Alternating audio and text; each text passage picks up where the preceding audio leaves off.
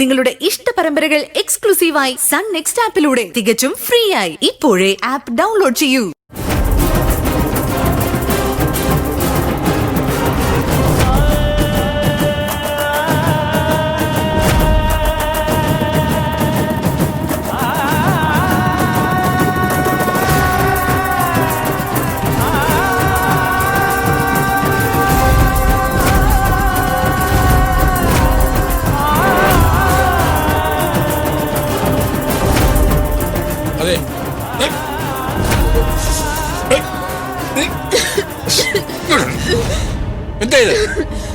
ഇവളുടെ സൂക്കേടിനുള്ള ചികിത്സയാ.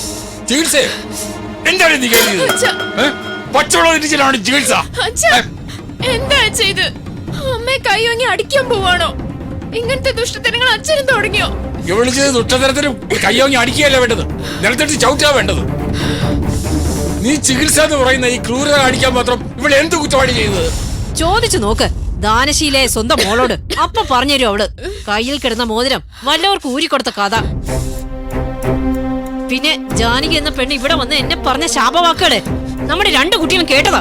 പത്മിനി, നീ പ്രസവിച്ച കുട്ടി അല്ലായിരിക്കും ആതിര.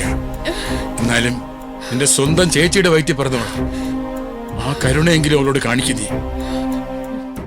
കവിളത്ത് തല്ലിയതും കാലിൽ ചൂടുവെച്ചതും തല്ലി താഴെയിട്ട് നെറ്റി പൊട്ടിച്ചതും പോരാഞ്ഞ് ഇപ്പൊ ഇതാ ചികിത്സയെന്നും പറഞ്ഞ് പച്ചമുളക് തീറ്റിക്കുന്നു അല്ലേ?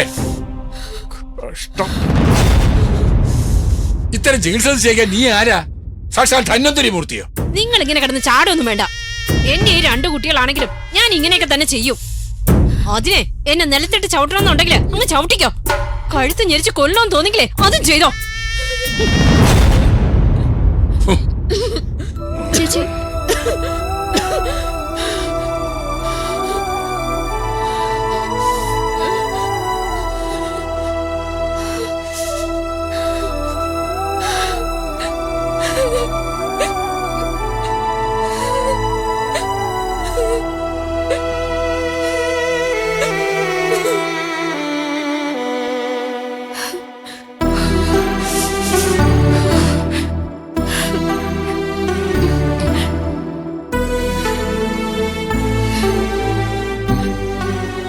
കഴിക്കുമ്പോളെ പഞ്ചസാര കഴിച്ചാൽ നിന്റെ വായിലെ എരിവ് പെട്ടെന്ന് മാറും.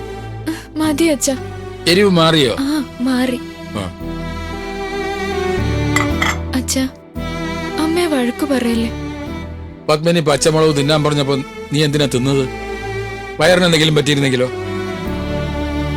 എന്തൊക്കെ കഷ്ടപ്പാടുകളാ സഹിക്കുന്നത് മോളെ. എന്നാലും ഇതല്പം കൂടിപ്പോയി. അമ്മയുടെ ശിക്ഷ ഉറപ്പായി ഉണ്ടാവുമെന്ന് അറിഞ്ഞിട്ട് തന്നെയാ ഞാനിന്ന് ജാനി ചേച്ചിക്ക് മോതിരം ഊരി കൊടുത്തത്.